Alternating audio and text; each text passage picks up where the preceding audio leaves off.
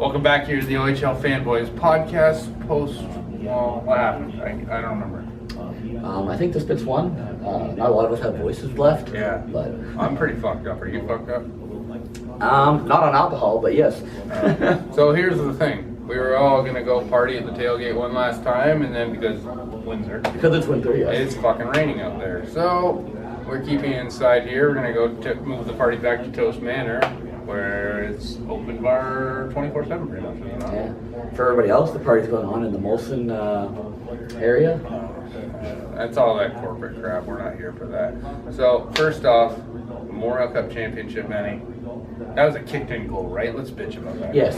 Erie's second goal, that should not have counted. They showed it on the big screen right away. I'm like, oh, no, that's no goal.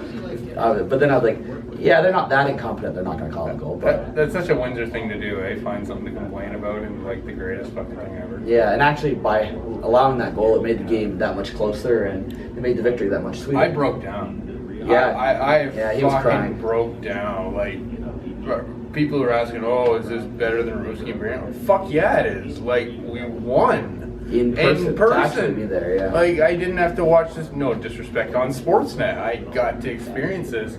You flew all the way from Seattle to watch this. You got to see the lows and the highs. Your Thunderbirds 0-3 and the Spits 4-0. The beauty of the game being over is all Seattle merchandise is 50% off right now at the shop, so I'm going back in style.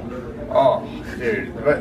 But no, to be in a building with the announced attendance was over 6,500, and That 50-50 was at what? least 6,000 of those people were Spits fans easily. No, I'm not going to shit on Otters fans here because No, they were great. Spits fans were so nervous that all these "Let's Go Otters" chants started, and then the Windsor fans unplucked their assholes a little bit just to start the "Go Spits Go" stuff because it was Nerve City. A couple hundred Otters fans took over the arena for short periods of time there, just because everyone was on the edge of their seats for the Spits. But when the Spits got their chants going, it was something else. So, and full credit to their fans. They made it out. I went and shook hands with many people. Like, good on you guys. And before and during the game, too, because, you know, that takes a lot of guts to come to someone else's rink on the most tense night of your fandom life. Yeah, not to mention a couple belligerent London Knights fans, but I imagine you get that at There's like 20 Knights fans in our area. I'm like, what the hell kind of curse is this? But you know what? I was doing some math in my head, and with Windsor winning the Memorial Cup, that puts us at, what, 3? And how many does London have now? 2.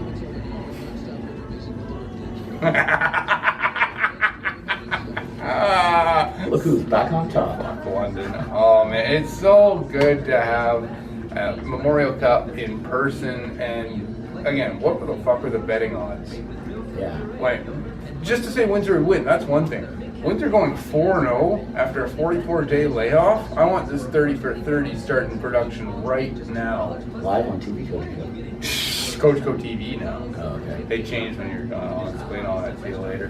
Dylan Strome winning MVP. Yeah, the guy got most of his points in a 12-5 blowout. I mean, he's an amazing player. Canada World Juniors. What was he drafted? 3rd overall? 4th Something overall? like that, yeah. I understand. It makes for great TV to give a guy like that the award, and it makes the season that much better. I mean, he probably should have been in the NHL this year for the Coyotes. Oh, definitely. So for him to come back and get that, it's great for him. I don't know if he was the best. He's probably the best player out there, but in the tournament, I don't think he played like the best player. Like, you could look at someone like Bracco for Windsor, and he was putting points up every game. I was telling my dad that he won MVP, and he goes, yeah. I'm like, of what? Yeah. Like, yeah, you said it perfectly. Yeah, they lit Seattle up in that 12-5 game. That was St. John. Or St. John, sorry. But no, it's like, whatever. That game doesn't count. No. Yeah, if you take that away, what did he have? 4 or 5 points in there? And then down to Earth. But yeah, I mean, he's a great player, and he probably could have won that award as well had he played up to his full potential in every game. Spits fan. Give it to the Spits defense, though. Oh. I mean, the Spits top 4 defense is probably the best in the tournament. They sat back today, and I'm just like, forecheck, you asses. Come on, forecheck for once, because Erie was setting things up. And even Spits had a 5-on-3, and they're still like man-on-man pressing. Yeah. Spitfires got the breaks they needed. The reffing today was a little bit, but they kept the calls even. Yeah, I'll give them that. I thought for sure, as soon as we hit 10 minutes to go and Spits had the lead, pretty much every time. Usually when you hit about the 4 or 5 minute to go mark, there's always a phantom call against a team in the lead. And I'm like, all right, we're waiting, and thankfully that never actually came. No. The Spits played clean, and the refs couldn't find something to call. I mean, I'm not saying they would have, but it just seems to kind of happen that way. The team in the lead gets the penalty later in the game to try to make things a little more exciting or interesting. Talk about that last 5 minutes though, because it's just that time moved like molasses, and nobody really tells you that the time difference in terms of when you have the lead and when you're losing. Like the first period flew by, the first half of the second period flew by. Yeah. That was great. Second period was the only period in the entire tournament the Spits trailed. Yeah, and we scored the first goal, so we kept up the streak. Every team scored first, but we had also never been behind this whole tournament. It was very impressive to see them come back, and they came back quickly as well. Yeah, they weren't trailing. They didn't panic or anything. They said the Otters never had the lead for more like 2.5 minutes. Yeah, there was never any panic from the Spitfires when they were trailing. They realized they've got a lot of time left. Erie was out shooting them, but when there's defense kept a lot of those shots outside, or DiPietro played amazing. Want to take this party back to Toast Manor? Yeah, I think we've got some victory cigars. Let's get lit, bro. When we come back, we're wrapping up Season 3 of the OHL Fanboys podcast.